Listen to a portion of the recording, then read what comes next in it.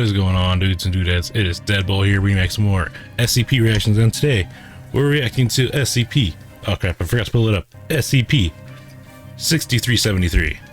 Stage Blight. I remember seeing this in one of the videos I reacted to. In the end screen, you know, it had the recommended videos. I remember seeing it there, and I was interested. And somebody recommended that I reacted to it, so here I is. Let's get into it.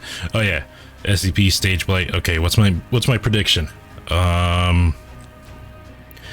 It's Cadaver SCP. Stage Blight. What was the thumbnail? Damn it, I forgot what the thumbnail was. That usually at least gives me a hint. Stage, maybe Cadaver. Maybe it's like I heard a story of this. There was like a mannequin that, you know, people thought it was a mannequin, but actually it was like a really old dead body. Maybe it's like an old dead body that people think is a mannequin, and Stage Blight. I don't know, maybe it freezes people or something like that, or it turns them into mannequins, and that's why they were like, all right, we need to kill this thing. Yeah, that's my prediction. I don't know. But the SCP Foundation neutralized on something, huh? Look at that. Something so dangerous that even they were like, no, this thing needs to die.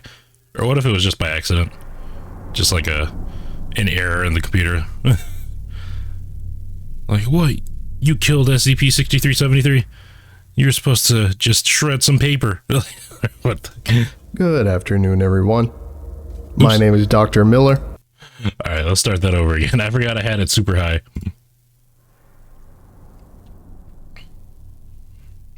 You're on 1080, right? Yeah, let's just lock you there.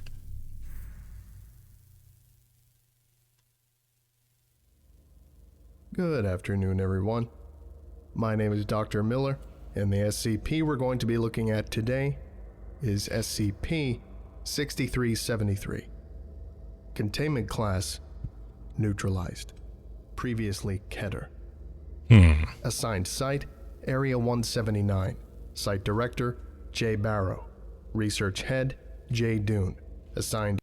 Okay, real quick, I need to look this up. Alright, damn it. I couldn't find the information I wanted to know.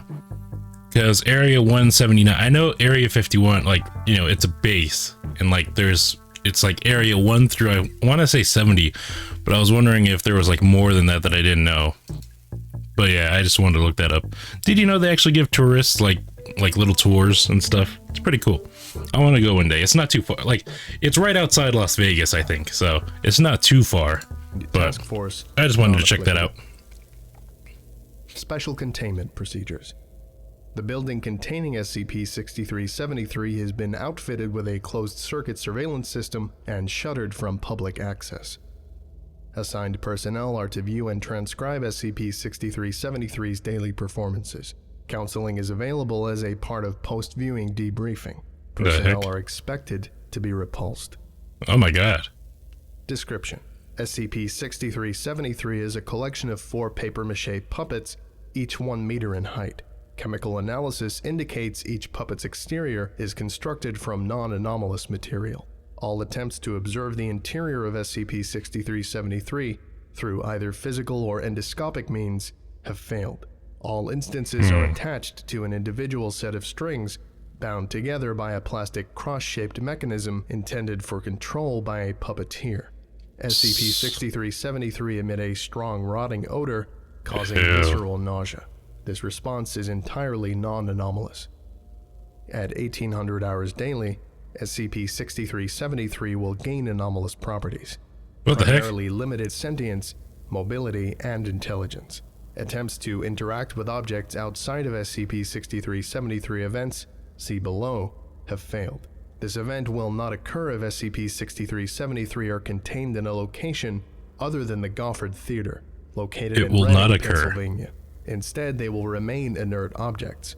SCP-6373 will then begin a rapid deterioration process involving slowly melting their papier-mâché bodies and emitting a stronger, more intensive odor as a result. This process continues until SCP-6373 are placed within a 12-meter vicinity of the Gofford Theater. In a way, at least that would be an easy way to contain them. I mean, yeah, it's gonna stink and stuff, but screw it, you know, just keep them in a box, lock it in a closet, like I said, with all the other SCPs. But I guess, you know, the SCP, they want to study them in their natural habitat or whatever the fuck. But that's so weird. I've never heard of an SCP that's only active during certain times of the day. That's pretty cool. That's some Chucky shit. Like, well, not really Chucky. I mean, like Annabelle type. Like, it doesn't move until it wants to, and it's creepy, you know. When conditions for animation are sufficient, SCP-6373 proceed to the main stage of the theater to perform an act, classified as an SCP-6373 event. The details of this performance are fluid and ever-changing, and presently, no repeat performances have been observed. An audience of at least one individual must be present at the theater to observe the performance. Otherwise, SCP-6373 will undergo decomposition. Really? SCP-6373 Event Summary and Cast. Overview. An SCP-6373 event is a largely unorganized and spontaneous performance acted out by SCP-6373, featuring unorthodox attempts at humor, storytelling, and entertainment. Audience attempts to interact with SCP-6373 during a performance have resulted in injury. Oh my Performances god. do not have a set length, ranging from 2 minutes to 3 weeks in length. 3 weeks in length. Like, you think watching the Lord of the Rings extended cuts, you know, binging that over a day, it takes like, I don't know, like 12 hours to finish all 3 movies in the extended cut. You think that's long. 3 weeks of a play. I'm not really that much into plays, man. Like, they're fine. I remember I saw one in like high school and I was like, okay, I'd rather be watching a movie or a show or like reading a book or something, but like 3-week play. And if you say anything to them, they hurt you. Like, what the heck? That's torture. What if you just leave halfway through? Like, what if you're just like, you know what? This ain't for me. Are they gonna attack you? Like, what if you're the one person in the audience? You know, there's nobody else because it says there has to be at least one person there. You're just like, fuck this. I'm out. Are they gonna kill you? Are they just gonna, like, it's funny that they say if they don't perform, they'll decompose. Cause that's kind of like when a kid bothers you to like watch them do something stupid. They're like, hey, Mom! Mom! Mommy! Mommy! Mommy! Mama! Mama! Mama! Ma! hey, and then you finally like, you're like, what do you want? You're like, look at this. And then they just like jump 1 foot in the air and that was it, you know? And then if you don't look at them, they start crying. That's what this kind of reminds me of. They're just like children that want you to pay attention to them. What the fuck? This SCP is wild. Descriptions of each puppet's physical appearance and typical role in an SCP-6373 3 event weeks fucking can be long. found below. SCP-6373-1 is an elderly male with a pointed nose and large eyes, clad in a beret, black sweater, and striped shirt. SCP-6373-1 is referred to as Pierre and serves as the performance's host and central character. SCP-6373-2 is a large, bald, disembodied head with sizable ears and an open-mouthed expression. SCP-6373-2 is referred to as Glutton and is incapable of speaking outside of deep, guttural moaning and single-word statements. SCP-6373-3 is a diminutive, disembodied head with closed, sunken eyes and a solemn expression. It is noticeably smaller than the others, and its skin is painted a discolored gray. While the puppet features no limbs, much like Glutton, audiences have observed its strings being pulled during performances as if articulated joints were present. SCP-6373 is referred to as Ame. Though Ame does not typically speak or make noise, it will on occasion silently cry. Ame is the most frequent target of Pierre's verbal and physical abuse. They're getting closer. SCP-6373-4 is a long-necked clown, wearing an outfit typical of such with white gloves. SCP-6373-4 is the only puppet with a hinged jaw, intended to be operated through the use of a string connected at the bottom of the mouth. This mechanism has since broken, rendering SCP-6373's jaw loose and uncontrollable. SCP-6373-4 is referred to as Jacques and serves as the group's comic relief. Jacques often reiterates the phrase, "Isn't that funny?" to punctuate its antics. I feel like the Volgun can easily just jump scare you real good with these videos. Like the eerie music, the picture like slowly zooming in on this guy. Like all you need is just one loud like scream, and this guy close up like just taking over the screen, and you'd get me. Honestly, I'd have a heart attack. But all right, so there's 4 characters and there's only 3 in this picture, which kind of creeps me out. Where's the 4th one? I think this one's one of the disembodied heads. I'm not sure if this guy is though, because I can't see his body, but it could just be that he's wearing black. And then there's this dude. Addendum 6373-1 History and Performance Summaries. The Goffard Theater was opened in Reading, Pennsylvania in 1860 by French immigrant and entrepreneur Timothy Goffard. The theater was host to stage plays, musical performances, and in-house puppet shows that featured SCP-6373. The puppets were personally designed by Goffard, who maintained an intensive interest in puppeteering and often participated in the show's production. This These looks like shows some were magic massively shit. profitable and popular among Reading's children. It is unknown if SCP-6373 held any anomalous significance during the theater's operation, but written evidence detailing payrolls of puppeteers and printed copies of scripts intended to be performed by SCP-6373 suggests they were ordinary puppets. In 1884, the theater closed due to embezzlement committed by Goffard's wife, Cynthia Cordier. God damn it. Cordier's actions were presumably in retaliation to Goffard's unfaithfulness in their marriage. This resulted in a divorce and subsequent legal battle, which Goffard lost. That's bullshit. Actually, I don't know, if you cheat, alright, fine. But still, just leave, bro. Just leave. This is actually a pretty good plot. Like, this would make a good plot to a movie. Like, well, I'm pretty sure this has already been done, but like, you know, a guy makes puppets and like he dies or something, and then the puppets get cursed later on in life. You know, they only want to be in his theater, and you know, they haunt that theater. That would make a good horror movie, honestly. That's pretty good. But yeah, man, don't cheat on your wife. And wife, also, why are you embezzling? Like, like what sense does that make? You know, you're already, like, he cheated on you, you're gonna get a divorce, you're probably gonna get, you know, some money from that. Why are you embezzling and, you know, committing crimes? Like, that's just screwing yourself over there. Jeez, Cynthia Cordier. You gotta think smarter. In 1886, Big Goffard brain. wrote a letter to his wife, a portion of which has been transcribed below. I write to you in poor health, and all joy sapped from my life. May misfortune follow you until the end of your days. Oh, jeez. I will not construct again that which I had spent 2 decades of my life working towards. I can only thank God's grace that the building has remained vacant, as I could not bear to see it owned by another man. I want to perform again and see the children smile. My happiness was so linked to theirs. Bro, that's good. So he's the puppet, like he's controlling the puppets or something, like he's a ghost. Ah, that's so cool.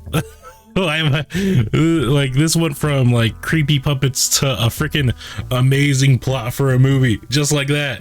Oh my. This kind of reminds me of Thriller Bark in a way. Oh, that one dude, he brought that lady that he said was his wife, but it wasn't. It was just some lady that he had a crush on. And yeah, but anyways, this is really good.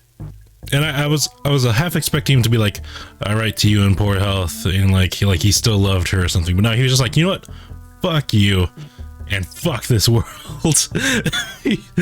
Oh my god, imagine that, like those are your last words on your deathbed. Fucking hell. 1 week later, Goffard disappeared. No evidence of his whereabouts were found.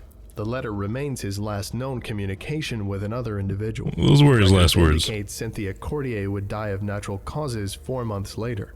Oh, shit. In 1887, the American Secure Containment Initiative discovered SCP-6373 during an inspection of the building. Anomalous effects were documented thereafter, and containment continued after the American Secure Containment Initiative had been assimilated into the SCP Foundation. A log of notable SCP-6373 performances have been recorded below. Performance Summary 1887-1022. First recorded performance.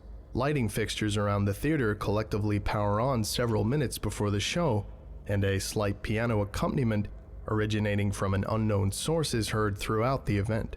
Pierre rescues a princess, a costumed Jacques, from a dragon played by Glauton. Researchers note several moments when an SCP-6373 instance has difficulty maintaining posture and moving, often taking multiple attempts to lift limbs. These moments increase in frequency over time. Performance Summary 1895-0417. Pierre and the other puppets take the roles of criminals recovering after a botched bank robbery attempt. As they attempt to figure out who alerted the police to their activities, they come to the conclusion that it was Aimee. The puppets spend the rest of the performance using the spherical Aimee as a ball in a game of soccer. It eventually devolves into a contest to see which puppet can kick Aimee the hardest. Aimee, is that the head? That's pretty mean. I mean, okay, he robbed a bank, but they were just like, you know what, you robbed a bank, your head is now our soccer ball.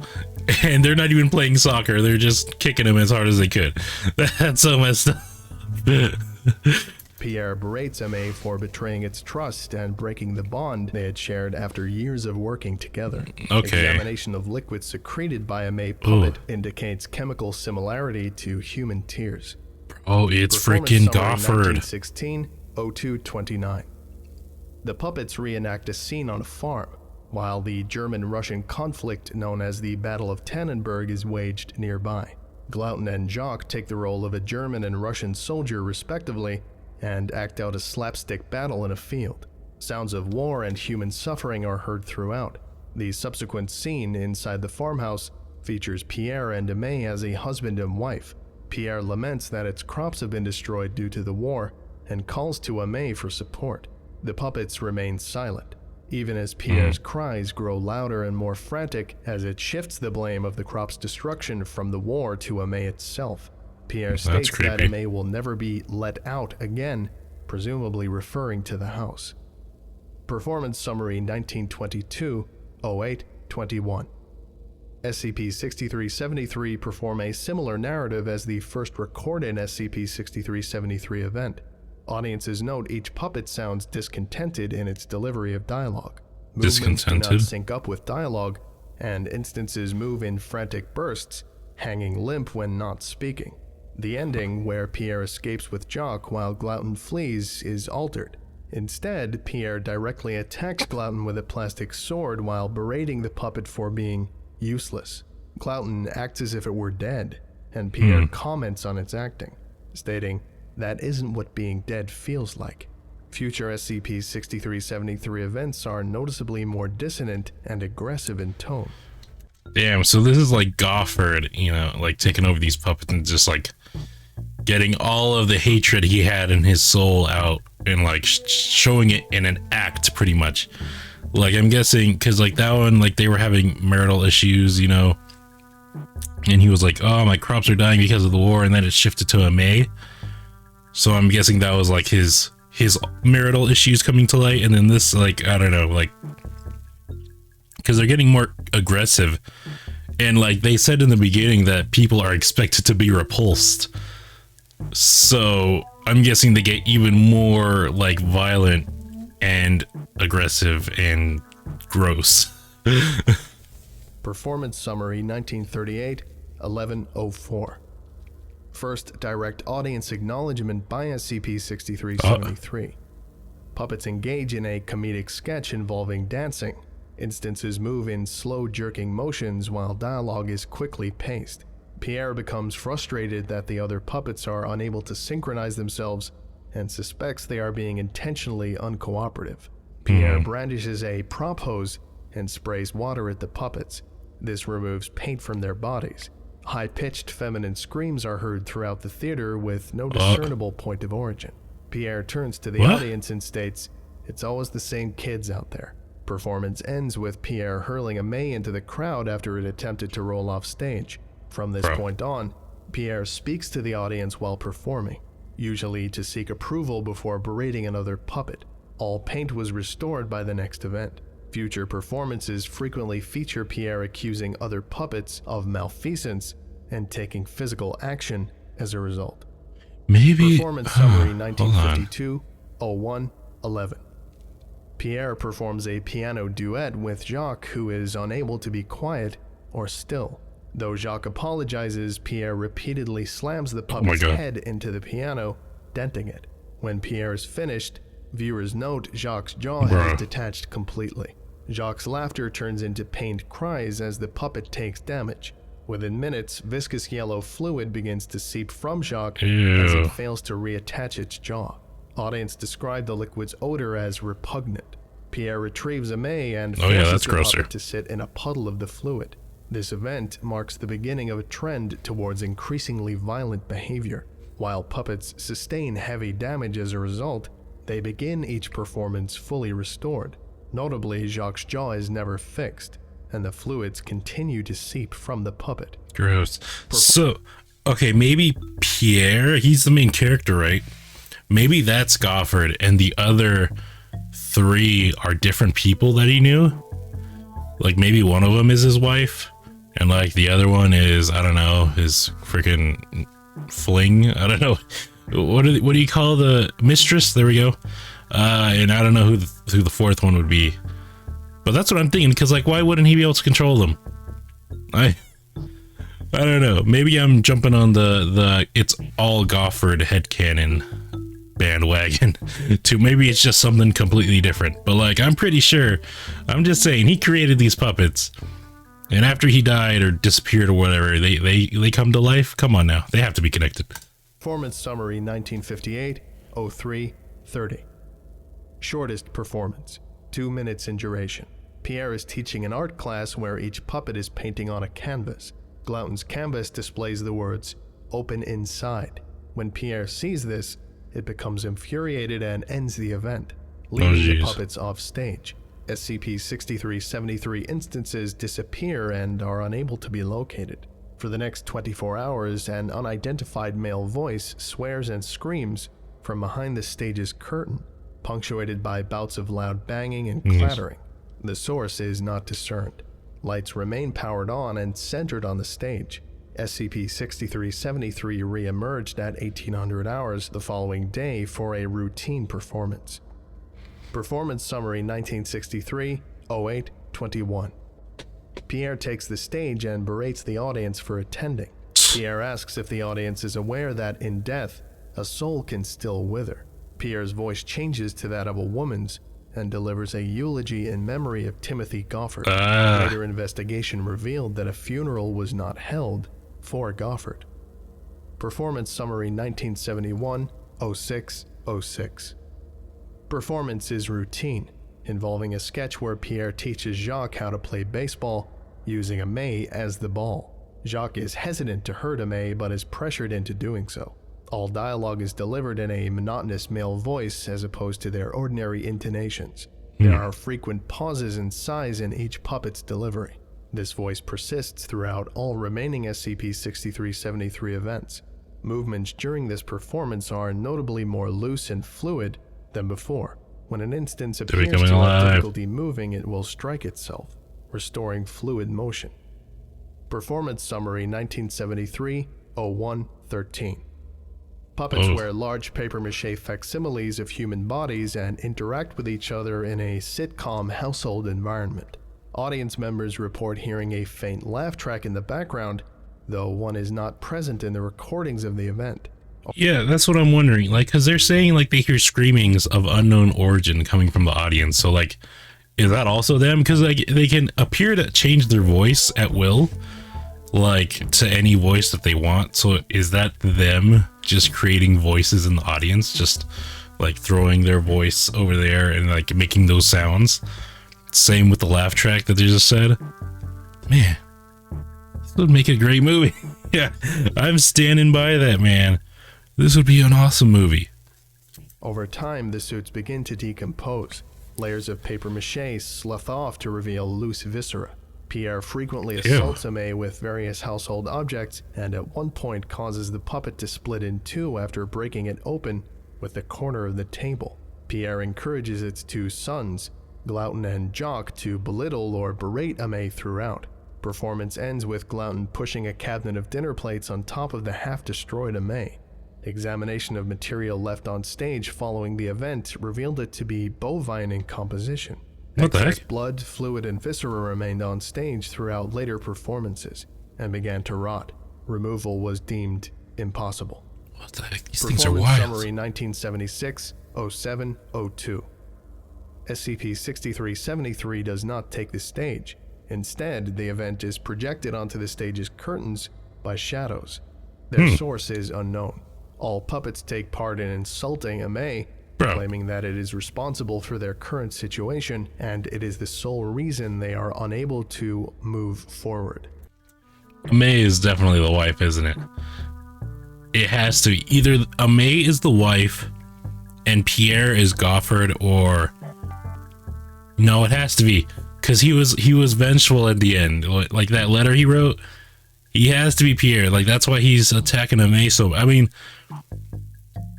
he did cheat, so like it's kind of a dick move to be like, yeah, I cheated, so what, you know, like, but also she did embezzle money, and it's like, why would he do that? Like, I don't know, like I don't think embezzling money is as bad as cheating.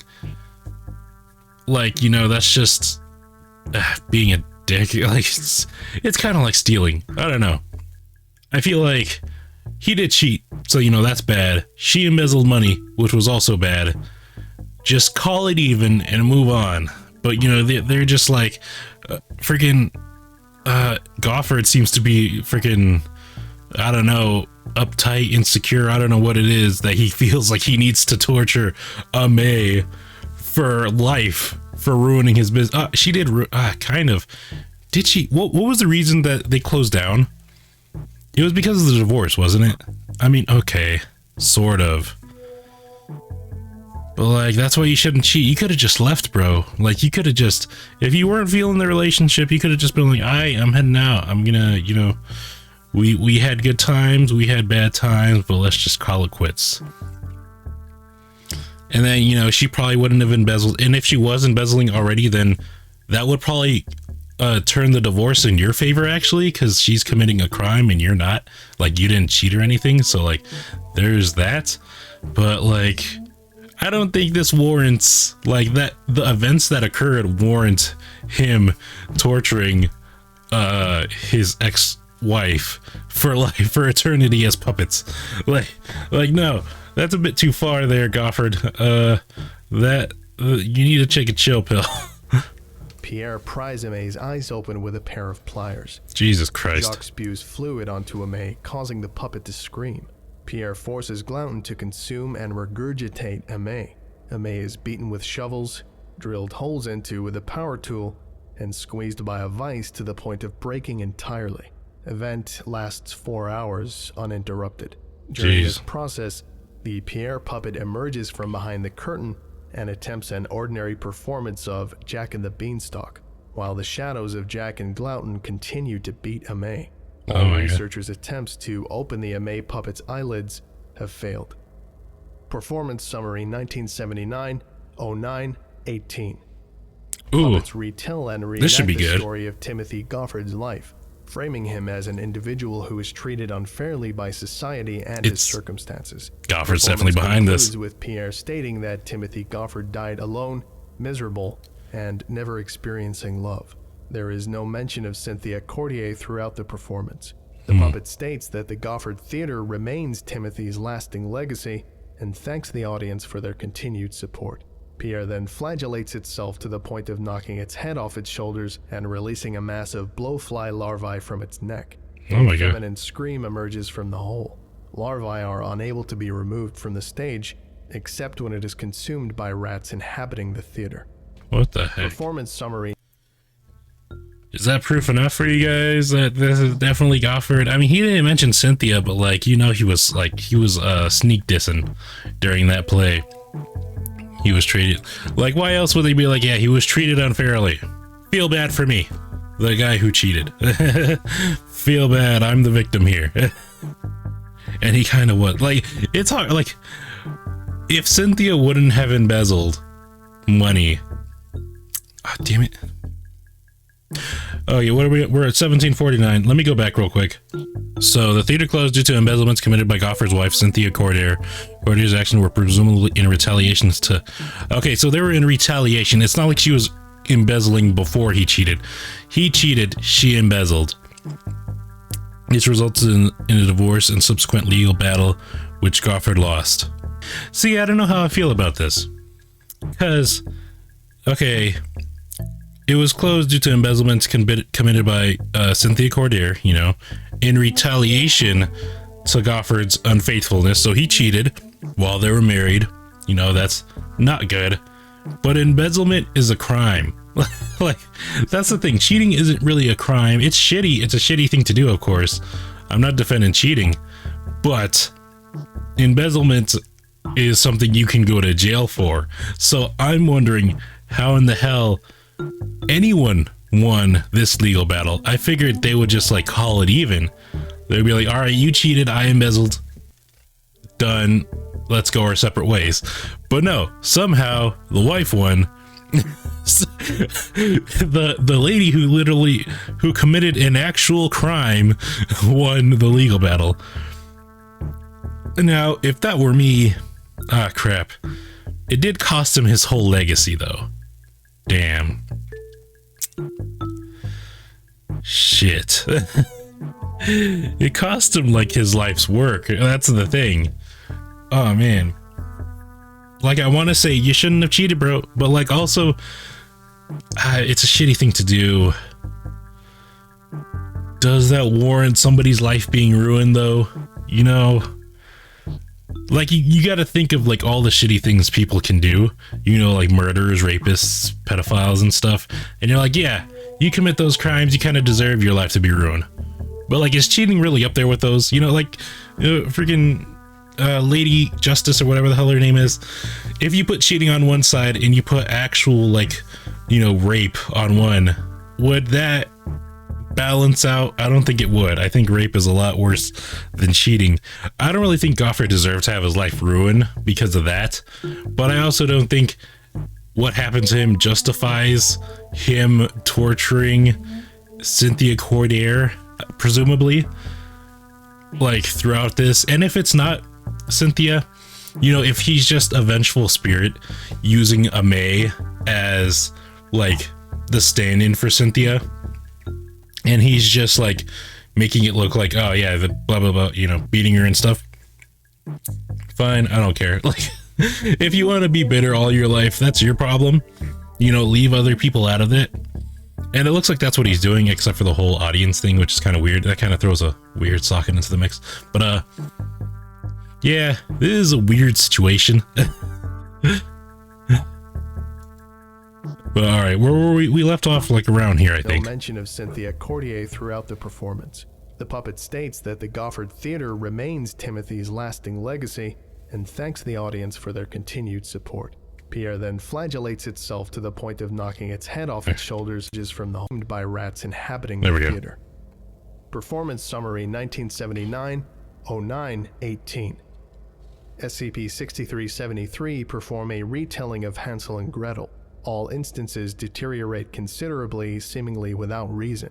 Puppets have mobility issues throughout, sometimes repeating actions several times or falling to the ground. The performance is entirely silent until the final scene, where Pierre and Jacques toss a costumed Glauton into a mock oven. As the puppet burns, it states, "It cannot stay together anymore." All puppets collapse. Observation of the Gofford Theater later reveals that the structural integrity of the building is in jeopardy due to previously undiscovered infestation of termites and wood-decaying fungi in key construction areas. Oh, is that why it gets destroyed? 1983, 08, Or killed? 02. Neutralized? SCP-6373 instances hold a mock funeral for May and spend the rest of the performance exploding various afterlives that the puppet may be delivered to, complete with props and costumes. Puppets are notably culturally insensitive when discussing non-Western afterlives. Event concludes with Shock commenting on the excessive punitive afterlives, and that it's impossible to truly know which a person should believe in to achieve salvation. I kind of agree. States it knows the answer. We're all dead. This is the only afterlife there is. Puppets then go limp and remain in this state for a week, missing 7 performances. All future performances lack props and costumes, marking a decline in performance effort by SCP-6373. I kind of agree with that. Like, people have so many, like, different beliefs and stuff. Like, not about just the afterlife, but of, like, you know, the creator, you know, who created us, what are we here for? It's like, how do you tell who's right and who's wrong? Like, you know, how, you know, it's just impossible to know for sure. It's like, yeah, like there's a bunch of people on this side of the world who believe this happened, and this is why we're here, and then this is what happens after we die. But then you have a bunch of people on this other side of the world that believes this happened, and this happened, and this is what happens after we die, you know? It's like, how do you, like, and like, they're usually so, like, varying, you know? There's some people who believe in multiple gods, there's some people who believe in one, there's some people who believe in 3, there's, you know, it's like, there's some people who believe, you know, we just fucking big hand, I think that's DC DC Comics, a big hand just came out of a void and boom, creation. You know, it's like, how do you like just go, this one's correct and this one's the one that I'm gonna believe in? This is why I'm kind of a free-flowing guy, you know? I don't really care. like that's my belief system. You know, what happens after we die? Who cares? We'll find out when we're dead. You know, why worry about a question if, like, the answer will be revealed when you die? Like, you know, just live your life. Be happy. Be a good person. That's my beliefs. Performance Summary 1984-03-18. Pierre tells nonsensical jokes which Jacques and Glauton laugh excessively at.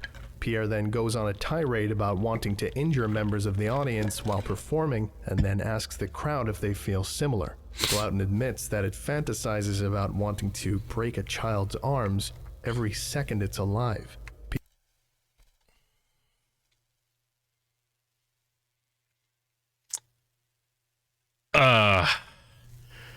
Yeah, that's Glauton.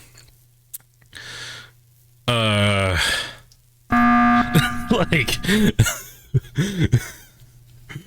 what the heck, Glauton? That's freaking some psychotic shit. That's like some red flags. Like, hold on. Glauton admits that it fantasizes about wanting to break a child's arms every second it's alive. Bro. Glauton needs therapy. He needs a friend. I don't know. Maybe it's all these performances that are freaking driving him insane. I mean, he did kind of, like, I like how I'm commenting on this, but I didn't comment that much about how he literally just beat May, like, to death non-stop for 4 hours. But that's a pretty specific and psychotic thing to say, isn't it? Like, I want to break a child's arm every second that I'm alive. Like, that's some dark shit. That sounds like something that would be in Family Guy, to be honest. That would be like something a crazy person would say in Family Guy or South Park, just like randomly. But like, just genuinely saying that, fucking hell. Pierre then asks the audience for a volunteer to demonstrate breaking an arm. Oh no. The performance is silent for 46 minutes before researcher Lang volunteers herself. Why? Pierre snaps Lang's arm at the elbow, fracturing her ulna. The puppet cites her resemblance to that as greatly increasing its enjoyment of the act. The performance ends. Lang is reassigned to a different anomaly following treatment. Future performances infrequently include SCP-6373 committing acts of violence towards a member of the audience. I don't think, what was his name? Lang? Professor Lang? Officer Lang? What the fuck? Where's his,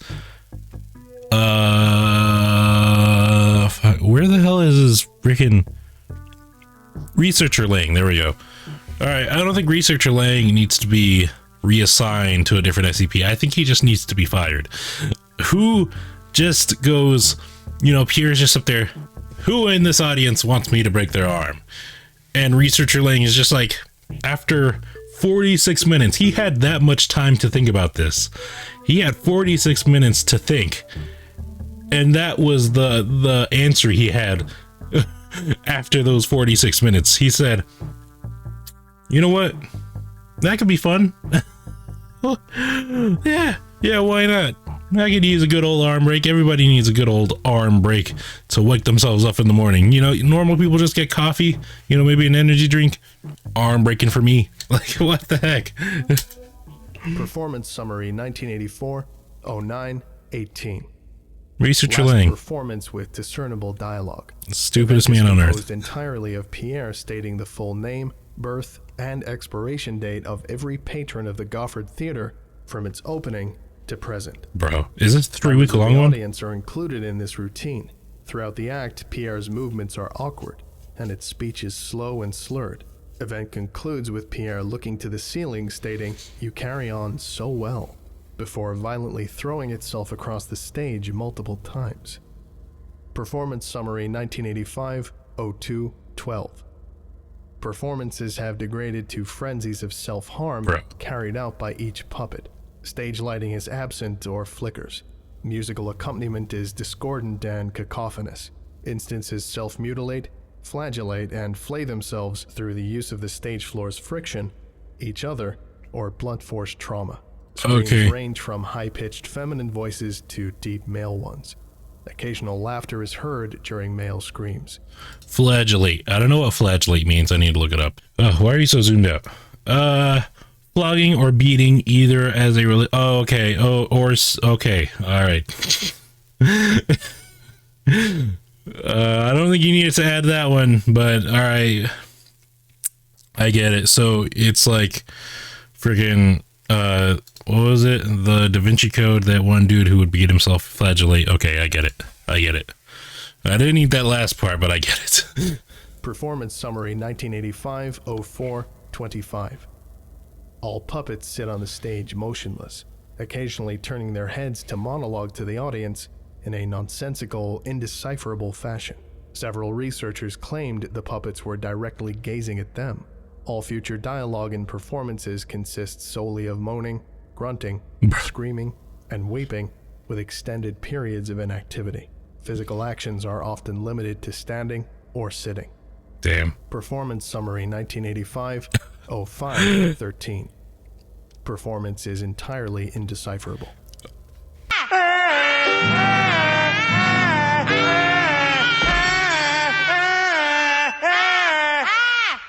That's what I imagine that performance was. I don't know.